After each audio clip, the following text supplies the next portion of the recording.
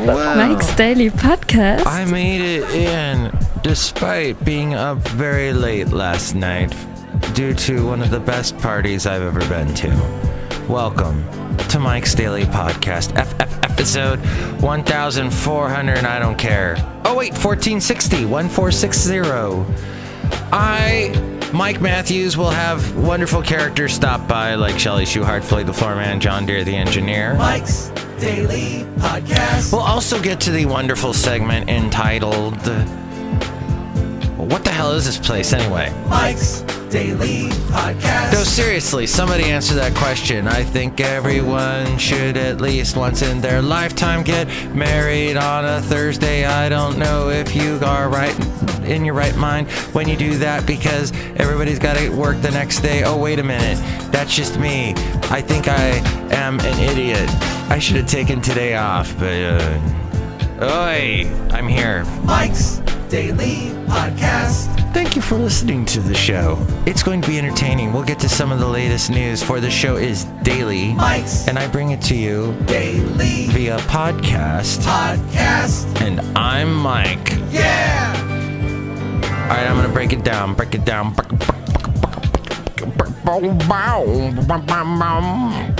Oh, my. Down. Anyway. Café Anyway. The wedding was for my ex-brother-in-law. I used to be married to his sister. I have known this guy. Look who walked in. Not this guy that walked in, because it's not a guy. It's Shelley Shuhart. Hello, my friends. It's Shelley Shuhart, gift shop supervisor. Oh my God, who's this guy? This guy, I used to be married to his sister, and I found out something interesting about him last night. I did not know, and that is he got into radio and journalism. That degree, he pursued that degree in college. Who else walked in? Because of me. I never knew that. But he used to listen to my show in Ventura where I had all these characters and voices and stuff. And he thought that was really cool, and that's what he wanted to do with his life. He changed his mind, thank God. He met a great guy named Alex who talked him into, just by his mere presence, getting into more financial, stable degrees. But look who else walked in. Oh, Mike, this is Floyd the Floorman. And this is John Deere the Engineer. Yeah, there's no money in radio. Yeah, there's like 4 or 5 guys that make all the money. And they all had to... And here's today's podcast picture. Make deals with the devil to get to those big money grabbing things. And so it's not a good business, no. And it's shrinking and I've been talking about this for years. And I love podcasting, and I don't make any money in podcasting, but it's the only thing I can apply my skills to. Well, I guess I do some of my skills for the jobs that I work for in radio. And in some sense, that fulfills me. But I'm also fulfilled by you listening. Thank you so much for listening to this podcast. And so to hear this ex-brother-in-law tell me that was why he got into college, basically. He transferred junior year in San Jose State, and he went into the radio degree that they have, the television radio degree. And after a while, he was like, why am I reviewing stupid movies? This is going nowhere. My friend Alex is making money. I'm going to go that direction. And he became really big in the tech world and his sales and money, and he's just brilliant. So this guy got married last night, and I saw a lot of his family. I saw his sister, my ex-wife, with her new daughter, Olivia, named Olivia Jessie is her full name, named in part after her brother, my ex-wife's brother. And I've met the ex-wife's new husband, nice guy. I got to see my ex-in-laws, my outlaws, and that was just amazing. Now, somewhere in the evening, they had a lot of roasted vegetables there, just amazing food. It was in San Francisco at a place called the Cheese Shop, a cheese school. It was on Folsom, near 17th and Folsom, and very close to, well, just in this bizarre area. It was kind of wedged between these two buildings. It was this little plaza type thing with brick work on the ground, and there was the wine, the beer from Anchor Steam and or Anchor Brewing and Drake's Brewing was there, and I had that, and I got to bed at 11:30. By the time I took Bart home and heard some weird stuff going on, because I had to wait the Dublin train that I need to take to get back to Podcaster Valley, Dublin Pleasanton, that for some reason was 15 minutes behind me. So what I like to do is to get out of the city, I'll jump on a Richmond train or one of these other BARTs that are going across, maybe the one up to Pittsburgh Bay Point. That way I get out of the city, and then I just hang out in West Oakland's BART, even though that's where people get shot all the time. And I decide I'm hanging out there. I got my little wedding favor, the wedding present, the, what do you call it? The parting present, the gifts that you get when you leave the wedding. Oh my gosh, my nose. It is, I'm complaining about you nose, you darn nose, leaking on my, it's that time of year again when my nose leaks. Well, also, probably only getting maybe 5 hours sleep last night has to do with it. But waiting there at West Oakland, it can be a little scary. And coming off of the train, not the one I got off, I had to wait like for the second one after I got off the train. But the train that came right after the one I was not on, whatever. I'm not explaining that well. There was a guy that gets off, and there's another guy with him. All right, so the first guy gets off. I think he's Asian. I didn't really get a good look at him. I don't know why I thought he was Asian. There's no stereotyping going on. Oh, I guess there is slightly some stereotyping because you're trying to tell this story, Mike. And then the other person getting off, he was wearing shabby, horrible clothes, and I don't know what nationality he was. But he was, or culture, or race, or whatever. Maybe he wasn't even human. He may have been some non-corporeal being. Whatever he was. These two start getting into this conversation. One obviously needed money. One was homeless, or was riding the BART all night because he had nowhere to go, and needed something, probably in the form of drugs. And I'm just assuming. I think I did hear drugs in this equation. And the other guy was offering him money for something, and I didn't get any more further than that, but it was not where I wanted to be there at West Oakland. And you're up high above West Oakland, but you're on this platform where weird stuff is going on all around you. At any rate, I was so happy to get the next train suddenly approaches. I only had to witness that for about 5 minutes, and then this train comes along, and I get on there. Those two guys get on that train, but the train is so packed, I move to the other end, and I still hear them like yelling at each other, and weird stuff was going on. And here I am with my little succulent plant, because that was my parting gift. And I loved that last evening, except for the fact that I got no sleep, because by the time I got home, my poor dog, Basil the Boxer, who, he had access to the backyard all day, and he was sleeping and enjoying that, and my roommate had fed him, but he needed a little walk, so I took him on a little walk, and then I had to take the garbage out. Today's garbage day here in Podcaster Valley, Mont, and then I went to bed. Ladies and gentlemen, my Thursday night, and I say to you, I think City Hall is beautiful. Oh yeah, it was at City Hall, the wedding, but like not on the steps, or not just, when they say City Hall, it's basically in San Francisco. City Hall is the downtown court building, whatever they call it specifically. The Civic Center, the Civic Center BART station is where you get off. But there's this beautiful City Hall with the big dome that's all gold leaf on top. And you walk into the building, you look up and you see the inside of the dome and the rotunda. And it's so beautiful. We were up on a balcony section, one of the upper levels, like the fourth level. And there was a whole balcony cordoned off for us. Marble, everywhere marble. And they had little chairs set up and a little chuppah full of flowers. It was beautiful. And they got married there. And you can't use a PA system, so everyone had to listen really closely, because if you said anything, you're drowned out by the echoes of this enormous place. And people are getting married all around you. Beautiful wedding dresses everywhere you look. What an experience. I want to go back there on some Thursday afternoon and just walk around and see all these people getting married. It's just a wonderful, beautiful place.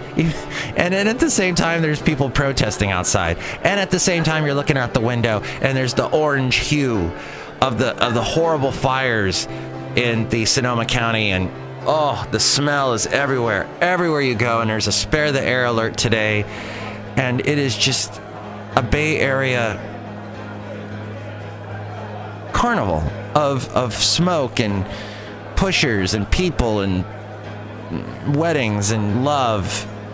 And one of the last things Jesse, my ex-brother-in-law, said to me as I was about to leave and begin walking with my bad foot up to the BART station, which was about half a mile away, was he said to me, "Hey, I'm really mad at you because you didn't play my song." And I was like, "What? I wasn't even the DJ." Oh, and he was referencing this horrible, horrible wedding that I was the DJ for 3 years ago in Pleasanton. And this guy that was a friend of a friend, I did the wedding for them because they were family friends. And he got drunk and yelled at me. He kept, "Why don't you play House of Pain, Jump Around?" And I'm like, "I just did. You didn't hear the worst DJ ever." He was yelling at me I'm like, ugh. He's still married, which makes no sense to me. He's got tattoos all over his neck. He's like my age, just full of wrong decisions everywhere he walks. And that was my wonderful take on that wonderful day. Yesterday was a wonderful day. Not the day with the wedding that I had to DJ 4 years ago, but there's so much more that happened, and I'm sure a thought or two will pop into my head in future shows, but that was what that was. And the podcast picture has nothing to do with that. I think we were going to go... See, we were doing all these Carmel pictures, weren't we? And... oh boy, I should post a picture from the wedding, huh? You want to see a picture from the wedding?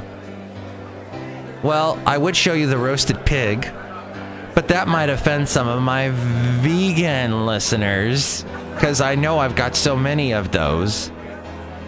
Or maybe I should show a picture of City Hall, and on the trees around City Hall, someone has put these giraffe socks. So it looks like the trees look like giraffes, like giraffe necks. But I feel I want to go back in time to the wonderful trip I took where I went down and did see my former wife. And that was the first time I got to meet the baby, Olivia, who's about 6 months old now. And I'd met the husband before.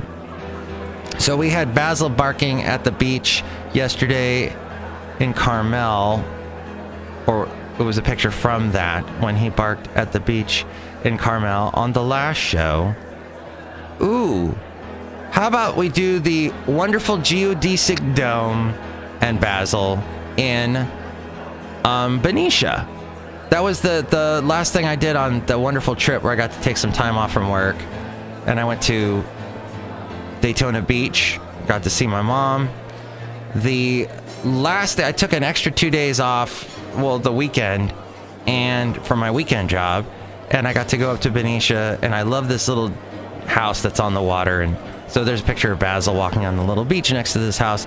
And you can see that at Mike'sDailyPodcast.com, Benicia. What a beautiful spot.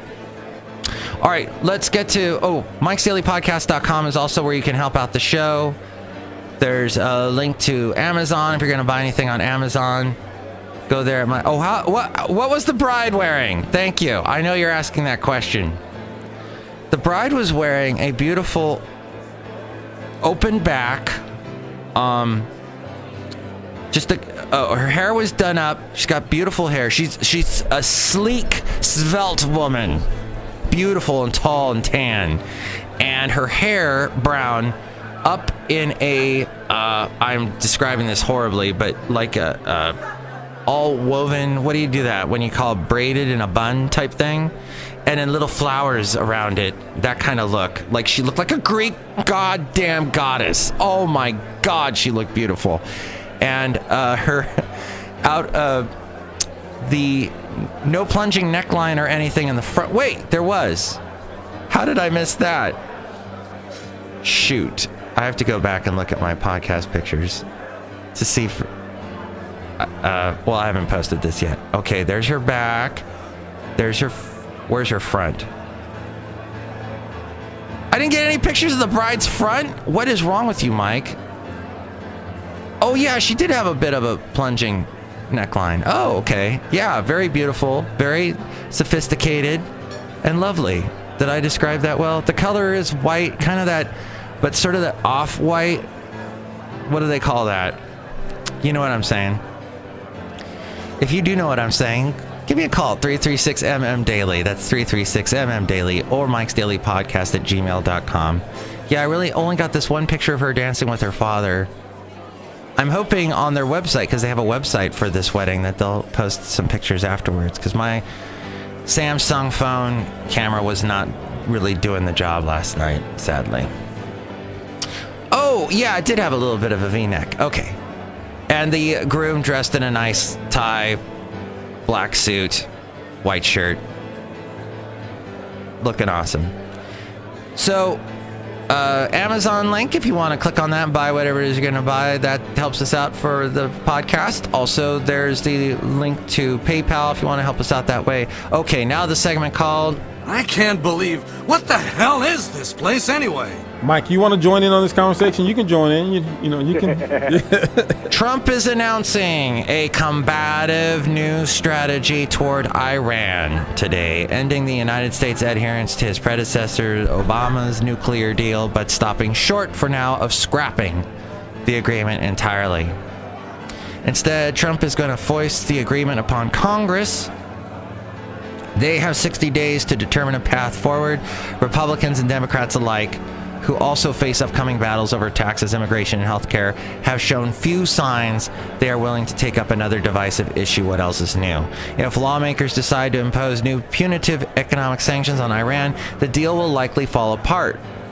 Instead, the Trump administration wants members of Congress to adopt new measures that would keep the deal intact while spelling out parameters by which the U.S. would impose new sanctions should Iran violate its agreements. And Trump also is throwing a bomb into the insurance marketplace created under the ACA, choosing to end critical payments to health insurers that help millions of lower-income Americans afford coverage.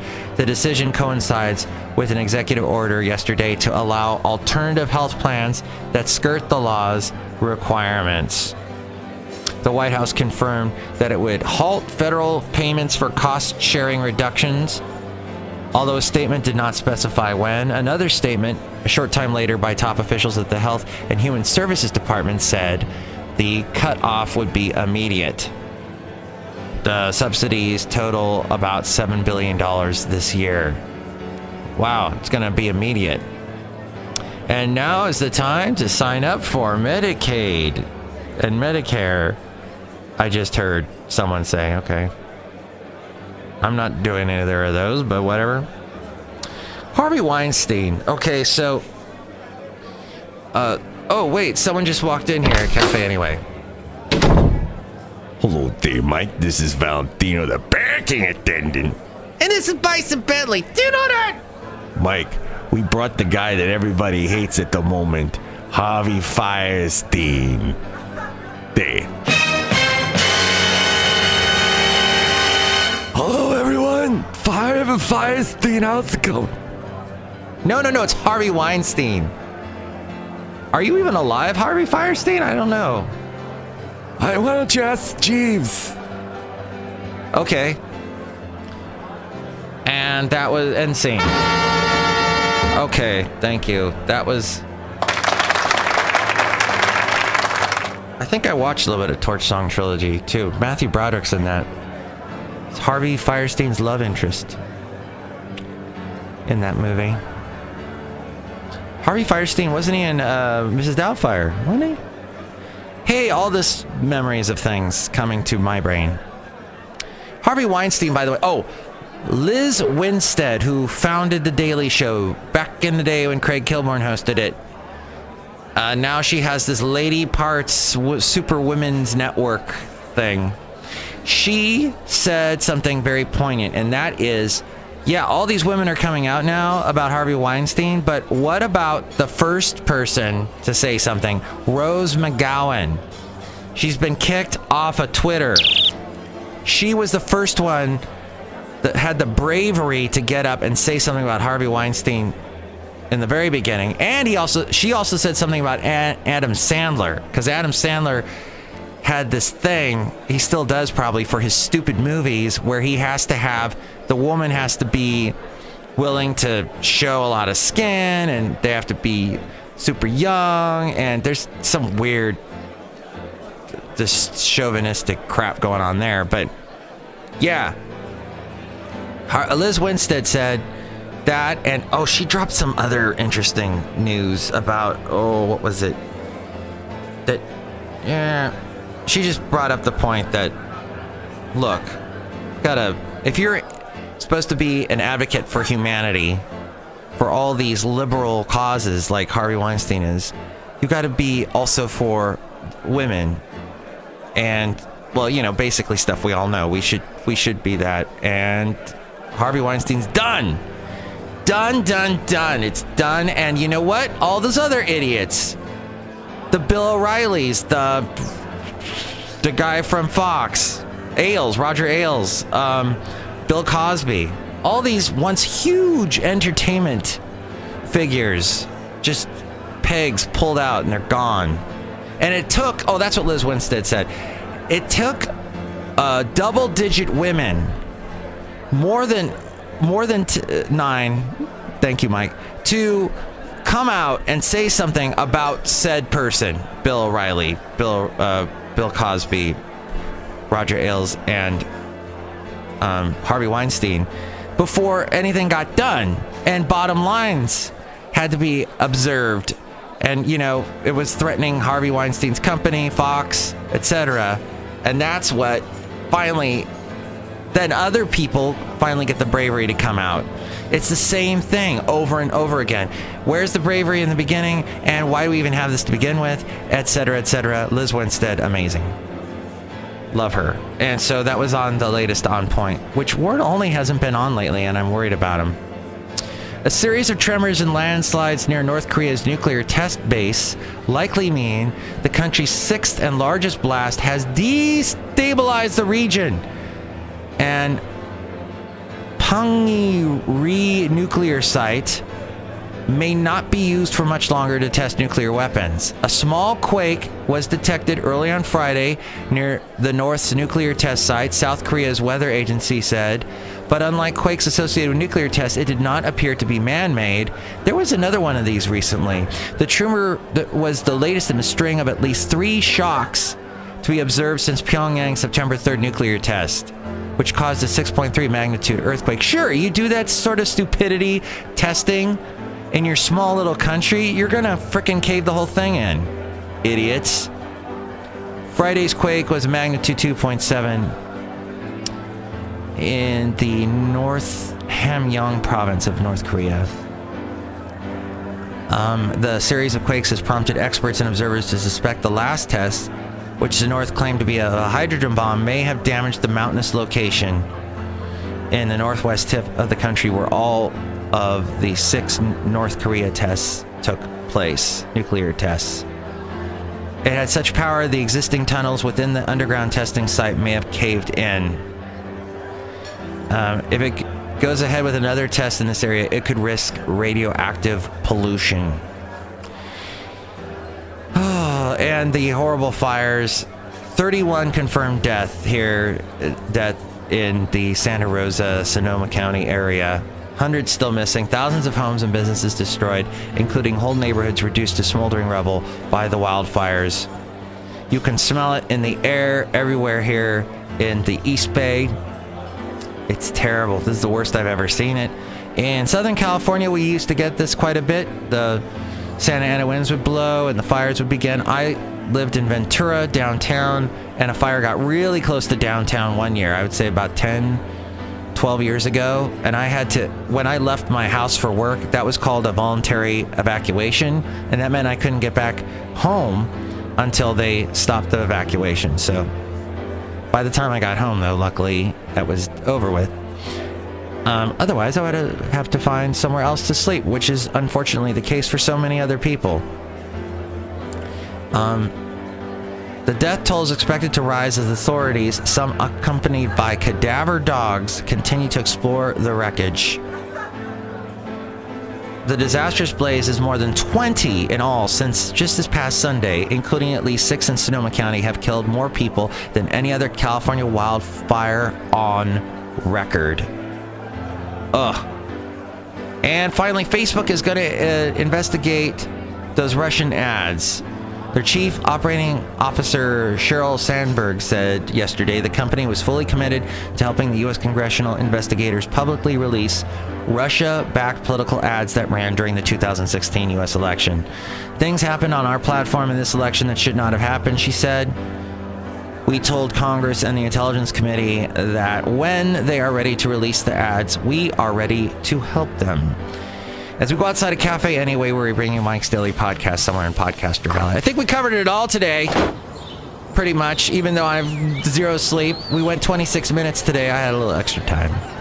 Next show is going to be the wonderful Benita, the disgruntled fiddle player, and the brewmaster. Go out today, on this Friday, or whatever day you're listening to this, and enjoy it.